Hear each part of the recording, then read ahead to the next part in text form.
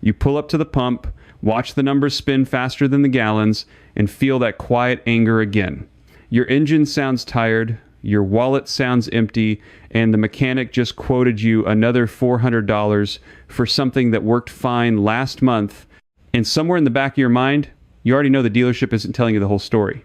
Because here's the part that grinds at you. You change the oil on schedule, you use the fuel they tell you to use, you follow the little sticker on the windshield, and the car still feels weaker every year.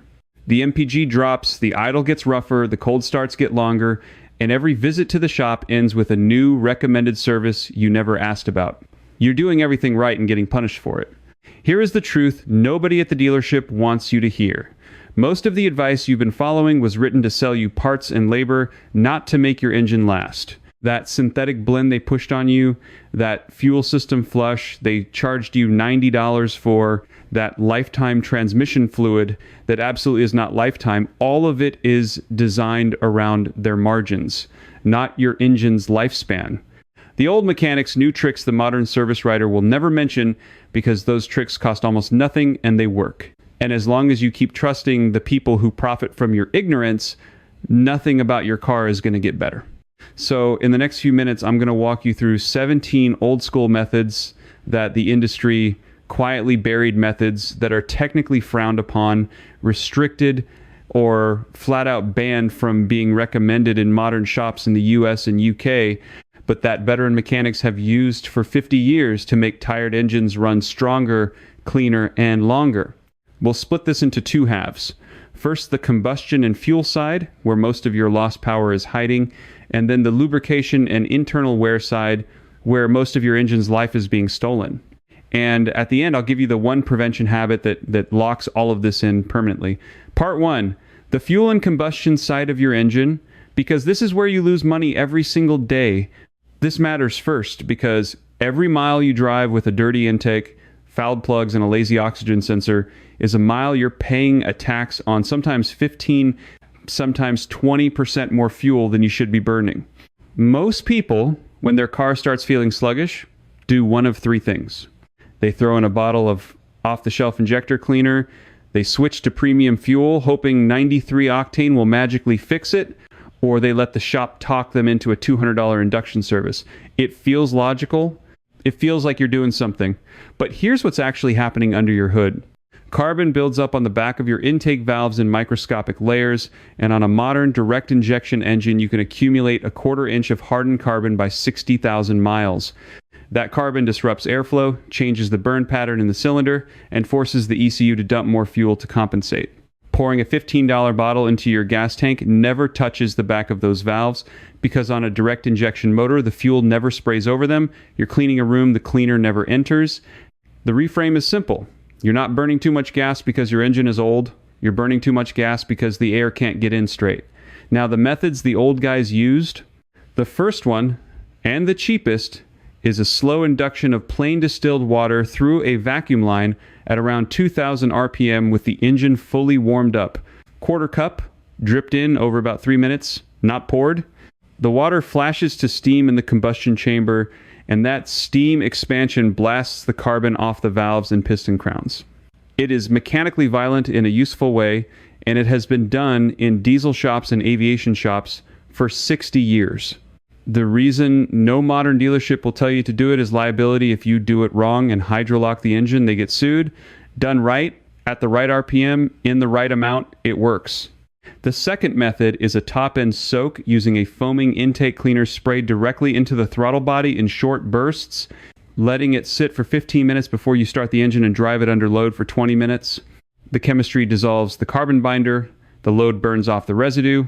The third method, the one the old-timers swear by, is a tank of high-detergent fuel, the kind with a real Techron or PEA-based additive at full concentration, not the watered-down maintenance dose run with the tank kept above half full for 2 consecutive fill-ups. That PEA chemistry is the only additive proven to clean intake valves in port injection engines, and it does it for under $12 a bottle.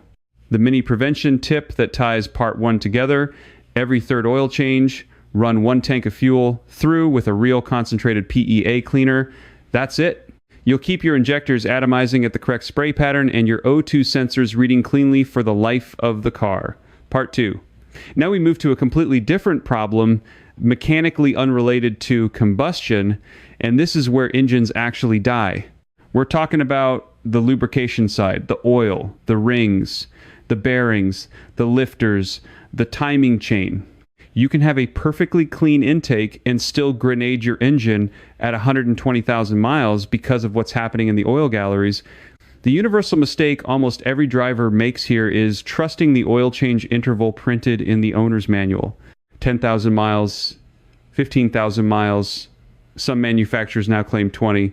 Here's the catastrophic consequence. By mile 7,000 on conventional driving conditions, short trips, stop and go, cold winters, hot summers, the additive package in your oil is exhausted, the total base number has collapsed, and the oil is no longer neutralizing the acids produced by combustion. Those acids start etching your bearings. Sludge begins forming in the valve cover and the oil pan pickup screen. By the time the dashboard light tells you to change it, you've already done microscopic damage that you cannot undo. The $2,000 timing chain job at 140,000 miles, it started at mile 7,000 of an oil change you stretched too long. So here are the methods the old mechanics used to undo that damage and prevent it going forward. Method 1, the cheapest and the most illegal sounding of all, a short interval cleaning run using a high detergent conventional oil. You drain whatever is in there, refill with the cheapest brand name conventional oil in the correct weight, add a half quart of automatic transmission fluid to the crankcase, yes, ATF, because it is loaded with detergents and friction modifiers, and you drive the car gently, no high RPM, no hard load for about 500 miles. Then you drain it again and put your real oil back in. The ATF detergents lift varnish and soften sludge off the lifters, the timing chain guides, and the oil pickup screen, and you flush it out before it can recirculate. Every dealership in the US will tell you never to do this. Every old school engine builder has done it 100 times. The reason it works mechanically is that ATF runs a detergent concentration roughly 3 times higher than motor oil, and that concentration is exactly what you need for a short cleaning cycle, not a long-term lubrication cycle. The key word is short. 500 miles, gentle driving, then out. Method 2 is switching to a true full synthetic oil 1 grade thicker than the manufacturer spec on any engine over 100,000 miles, assuming you're not under warranty. If your manual calls for 5W30, you go to 5W40 or 10W40 depending on your climate. The reason is simple. The bearing clearances on a worn engine have opened up by maybe 2 or 3 thousandths of an inch, and the thicker oil maintains the hydrodynamic film at idle and at operating temperature that the thinner oil can no longer hold. You'll hear lifter tick disappear within 50 miles. Oil pressure at hot idle will come back up by 3 to 5 psi. That is real, measurable, mechanical proof. Method 3, for the truly tired engine, is a high zinc oil, what the old guys call ZDDP oil, the kind sold for classic cars and flat tappet engines. Modern oils had their zinc and phosphorus content cut down to around 800 parts per million to protect catalytic converters. A high zinc oil runs around 1,200 to 1,400 parts per million, and that extra zinc plates onto your cam lobes, lifters, and rocker arms under high pressure, creating a sacrificial wear layer. On an engine with 150,000 miles, that sacrificial layer is the difference between a valve train that purrs and one that grinds itself to powder. You'll pay maybe $4 more per quart. You'll get tens of thousands of additional miles. That math is not complicated. Part 3, prevention. Here is the single habit that locks in everything we just covered and prevents both the combustion side and the lubrication side from going backwards on you. Every 5,000 miles, no matter what your dashboard or your manual says, you change your oil and filter with a quality full synthetic in the correct weight for your engine's age and climate, and once a year you run 1 tank of concentrated PEA fuel cleaner. That's the whole program.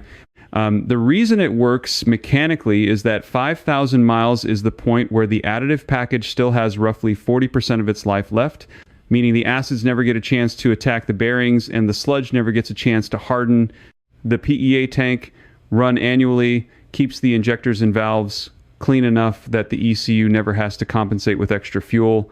Use a name brand full synthetic, a quality filter rated for your mileage interval, and one $12 bottle of concentrated PEA cleaner from any auto parts store. Drain hot, refill to the correct level on the dipstick, not the maximum, the correct level, and dump the PEA into a near empty tank before filling up.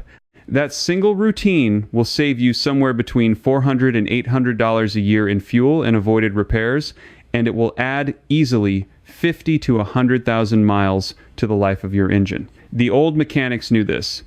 The dealerships will never tell you because there is no upsell in a man who changes his own oil every 5,000 miles.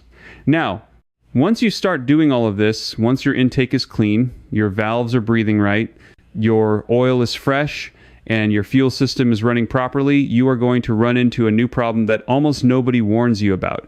Your engine is going to start running cleaner and hotter and more efficient than it has in years, and that new efficiency is going to expose the next weak link in the chain.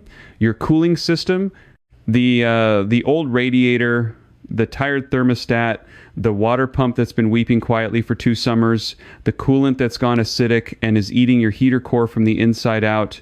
A stronger running engine puts more heat through a cooling system that was already on its last legs, and that's where the next round of expensive failures hides. So if you've already noticed your temperature gauge creeping a little higher than it used to, or you smell a faint sweetness in the cabin on cold mornings, or you've topped off the reservoir more than once this year, drop a comment below and tell me which one of those symptoms you're seeing. In the next video, I'm going to walk you through the old school cooling system tricks. The shops have quietly stopped doing the flushes. They won't perform. The additives they won't sell. And the $2 test that tells you whether your coolant is actively destroying your engine right now. Subscribe so you don't miss it, because once you've cleaned up the combustion and the lubrication, the cooling system is the next domino, and you want to be ready before it falls. I'll see you in the next one. Before I let you go, though, I want to leave you with a few more of these old-fashioned tricks that didn't quite earn their own segment, but absolutely deserve a mention because they round out everything we just covered and they cost almost nothing to try this weekend. Back in 1978, a Chrysler service bulletin quietly recommended that technicians retorque the intake manifold bolts at the first major service interval somewhere around 15,000 miles because the gaskets would compress and create vacuum leaks that mimicked carburetor problems. That bulletin disappeared from the public-facing service literature by the mid-'80s, but the physics didn't change. If you got an older pushrod, V8, or even a straight 6, and it's idling a little rough, a careful retorque in the proper crisscross pattern with a 1/4-inch drive torque wrench set to the factory spec can restore vacuum and smooth out the idle in about 40 minutes of driveway work. Next, there's the old trick of cleaning your mass airflow sensor with a dedicated electronics cleaner, not brake cleaner, not carb cleaner, which will destroy the delicate platinum wire inside. A $9 can of CRC MAF specific cleaner sprayed gently across the sensor element, allowed to air dry for 10 minutes, and reinstalled has been documented to restore as much as 4% fuel economy on vehicles with more than 60,000 miles. Ford technicians in the late 90s were doing this as a standard part of the 30,000-mile service, and somewhere around 2003, it quietly vanished from the official maintenance schedules, even though the sensors themselves got more sensitive, not less. Then there's the grounding strap trick. Every car built since about 1985 relies on a series of small braided copper straps that bond the engine block, the chassis, and the body together electrically. Those straps corrode, fray, and break. And when they do, your sensors start sending noisy signals, your fuel trims drift, and your spark gets weaker. Replacing them with fresh 6-gauge copper costs under $20 and takes an afternoon.